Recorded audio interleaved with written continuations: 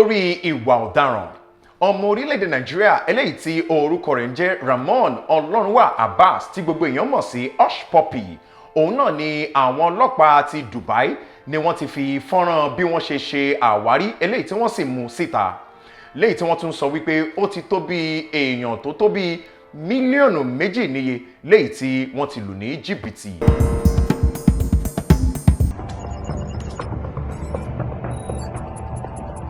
Àwọn ọlọ́pàá ti Dubai ti orílẹ̀-èdè United Arab Emirates náà ni wọ́n ti ju fọ́nrán kan síta léyìí tí ó ṣàfihàn bí ọwọ́ àwọn ọlọ́pàá Dubai ṣe tẹ Hushpuppi ìyún Ramon Ọlọ́runwà Abbas. Wọ́n sọ wípé ó ti tó bí èèyàn tó ń lọ bí mílíọ̀nù 2 níye eléyìí tí wọ́n ti lù ní jìbìtì. Tẹ́ ẹ bá rántí, tẹ́ ẹ bá gbàgbé wípé lẹ́nu lọ́lọ́ yìí òun náà ni ọwọ́ ṣìkún àwọn ọlọ́pàá ti Dubai àti FBI ìyún ti orílẹ̀-èdè Amẹ́ríkà tí wọ́n tẹ ẹni tí ń ṣe ọmọ orílẹ̀-èdè Nàìjíríà léyìí tí ó fi orílẹ̀-èdè United Arab Emirates ìyún Dubai tó fi ṣe ibùgbé tí orúkọ rẹ̀ jẹ́ Ramon Ọlọ́runwà Abbas tí gbogbo èèyàn máa pè ní Hushpuppi. Òun náà ni wọ́n ti wá ju fọ́nrán kan síta báyìí léyìí tí ó ń ṣàfihàn bí àwọn ọlọ́pàá ti Dubai bí ọwọ́ wọn ti ṣe tẹ̀ àti wípé wọ́n ti ṣe òǹkà àwọn èèyàn tí wọ́n ń lọ bí mílíọ̀nù 2 níye léyìí tí Ọlọ́runwà Abbas léyìí tí wọ́n ti lù ní jìbìtì. Nígbàtí wọ́n mọ̀ ṣe òǹkà àwọn ohun eléyìí tí wọ́n ti jí, wọ́n ní ó ń lọ bí 1.6 billion dirhams. Òun náà ni wọ́n ti jí léyìí tí wọ́n sọ wípé àwọn èèyàn eléyìí tí wọ́n ń lọ bí mílíọ̀nù 2 níye òun náà ni wọ́n ti lù ní jìbìtì tí wọ́n sì kó sí páńpẹ́ wọn. Wọ́n tún ṣe òǹkà 25 million dirhams ìyún oye ọkọ̀ eléyìí tí wọ́n ní wípé wọ́n ní àti wípé 150 million oye àwọn nǹkan ìní eléyìí tí wọ́n tún gbá ní ọ̀dọ̀ wọn. Ẹ wò kó má dàbí wípé aya aládàáni kan jẹ́. Ẹ̀yin náà wo fọ́nrán eléyìí tí à ń sọ̀rọ̀ nípa ẹ̀ níbi tí wọ́n ti mú ẹni tí ń ṣe Hushpuppi ìyún Ramon Ọlọ́runwà Abbas kẹ́ lè mọ ohun tá à ń sọ̀rọ̀ nípa ẹ̀.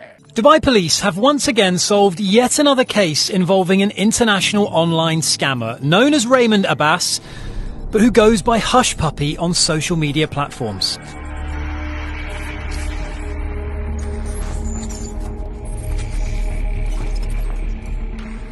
In less than just 4 months, Dubai's police force was able to solve the new operation dubbed Fox Hunt 2, where 12 other gang members were also arrested.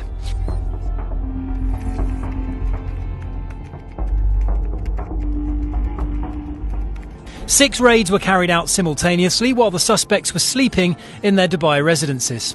After months of investigating and hours of monitoring the gang's social media accounts, a team of highly trained Dubai police officers were able to confirm the gang's whereabouts and fraudulent activities. The Nigerian Instagram celebrity, who was arrested on multiple fraud charges for crimes committed in different parts of the world, boasted about his wealth and expensive possessions on social media, claiming he is a successful businessman.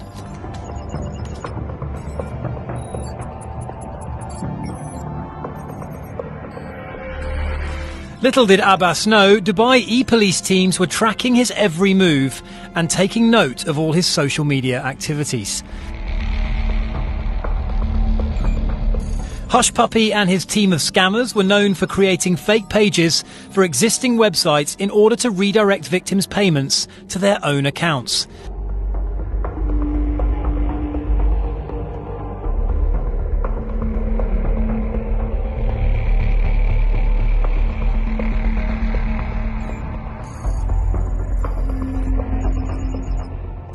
Dubai police have also found that the gang specialised in hacking corporate emails and sending fake messages to clients in order to redirect financial transfers and people's bank details to their own accounts.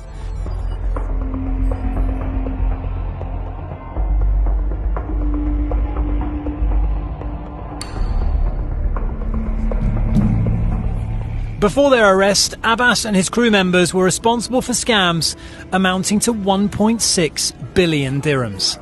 In the operation, police officers were also able to seize items worth more than 150 million dirhams after they claimed 21 computers, 47 smartphones, 15 storage memory devices, and 5 hard disks containing data. 1,926,400 victims.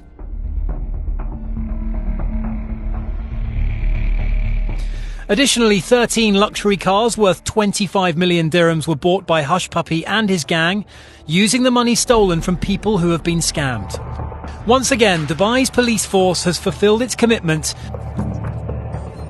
to protecting millions of people both locally and around the world from such malicious crimes.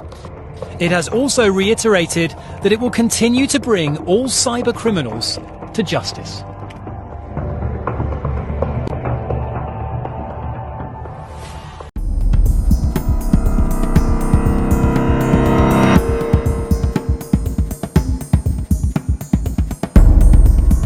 ìròyìn eléyìí òun náà ló ń sọ wípé Ayọ̀ Abara Tíntín ẹni tí ń ṣe ọmọ èèkànkùkù olóṣèlú eléyìí tí ó wà nínú ẹgbẹ́ òṣèlú APC èyún Ṣèyí Tinubu ọmọ Bọ́lá Ahmed Tinubu òun náà ló ti bí ọmọ tuntun ọkùnrin jòjòló léyìí tí àwọn èèyàn sì ti bẹ̀rẹ̀ sí ní kí aṣíwájú Bọ́lá Ahmed Tinubu wípé wọ́n kú ewu ọmọ tuntun. Ẹni tí ń ṣe èèkànkùkù ẹgbẹ́ òṣèlú APC ní orílẹ̀-èdè Nàìjíríà èèyàn aṣíwájú Bọ́lá Ahmed Tinubu òun náà ni ọmọ wọn Ṣèyí Tinubu náà ni ó ti bí ọmọkùnrin làǹtìlanti. Ìdílé aṣíwájú Bọ́lá Ahmed Tinubu òun náà ni wọ́n ń dunnú tí wọ́n sì ń yọ ayọ̀ ọmọ tuntun ọmọkùnrin làǹtìlanti eléyìí tí ọmọ rẹ̀ Ṣèyí Tinubu àti ìyàwó rẹ̀ Láyà ṣẹ̀ṣẹ̀ bí léyìí tí wọ́n sì bí sí orílẹ̀-èdè ti United Kingdom ní ilé ìwòsàn kan níbẹ̀. Ṣèyí Tinubu lẹ́yìn tí wọ́n mọ̀ gẹ́gẹ́ bí ẹlẹ́yinjú àánú léyìí tí ó sì jẹ́ alága ilé-iṣẹ́ kan eléyìí tí wọ́n pè ní Lotsad Promo Media, ilé-iṣẹ́ kan eléyìí tí wọ́n rí sí ìpolówó ọjà ní orílẹ̀-èdè Nàìjíríà, nígbàtí ẹni tí ń ṣe ìyàwó rẹ̀ òun náà sì ni aláṣẹ àti olùdarí Tot Toys Nigeria Limited èyàn ní orílẹ̀-èdè Nàìjíríà náà níbí báyìí.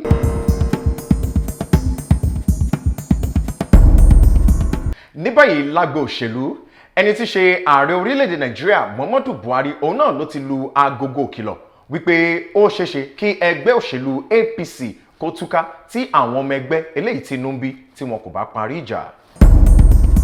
Ẹni tí ṣe ààrẹ orílẹ̀-èdè Nàìjíríà ààrẹ Muhammadu Buhari òun náà ló ti lu agogo ìkìlọ̀ sí etí àwọn ọmọ ẹgbẹ́ òṣèlú APC wípé ó ṣeéṣe kí ẹgbẹ́ òṣèlú APC kó fọ́ tútù tí àwọn ọmọ ẹgbẹ́ eléyìí tí inú ń bí tí wọn bá gbà láti jẹ́ kí wọ́n yanjú gbogbo aáwọ̀ eléyìí tí ó wà láàrin wọn. Ààrẹ Muhammadu Buhari òun náà ló ti lu agogo ìkìlọ̀ yìí nígbàtí ó ń ṣe ìpàdé orí fọ́nrán pẹ̀lú àwọn tí wọ́n jẹ́ National Executive Committee ti ẹgbẹ́ òṣèlú APC léyìí tí ó wọ́gi lé National Working Committee eléyìí tí alága ẹgbẹ́ òṣèlú náà tẹ́lẹ̀ rí tí wọ́n ti dá dúró lọ́wọ́ yìí ìyún Adams Oshiomhole léyìí tí ó ń léwájú rẹ̀. Nínú ìpàdé yìí náà ni wọ́n ti gba àbá ààrẹ Muhammadu Buhari wípé kí gómìnà ìpínlẹ̀ Yobe ìyún Mai Mala Buni kí ó di alága fìdíhẹ́ fún ẹgbẹ́ òṣèlú APC lásìkò yìí. Nínú ìpàdé òun náà ni ẹni tí ń ṣe ààrẹ orílẹ̀-èdè Nàìjíríà Muhammadu Buhari ti lu aago ìkìlọ̀ sí etí gbogbo àwọn ọmọ ẹgbẹ́ òṣèlú APC eléyìí tí inú ń bí wípé wọn bá jẹ́ kí ohun gbogbo kó jẹ rodò lọ́mú mi, kí gbogbo aáwọ̀ eléyìí tí ó wà láàrin wọn léyìí kí àwọn sì ṣe kíni káwọn parí ẹ̀, nítorí tí ó bá ń lọ báyìí ó ṣeéṣe kí gbogbo rògbòdìyàn yìí kó fọ́ ẹgbẹ́ òṣèlú APC tútú. Àwa nírí jù báyìí lọ lórí ìròyìn bó ṣe ń lọ lórí Kilarigbo Live TV.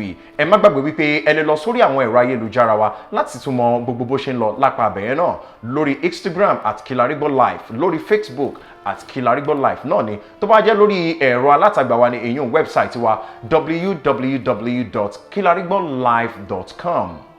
lẹ́ẹ̀kan sí orúkọ tèmi ni AY Bello. Ẹ kú ojúlọ́nà fún àwọn ọ̀kan òjọ̀kan ìròyìn eléyìí tá a tún máa mú wá fún yín. Ó dàbọ̀.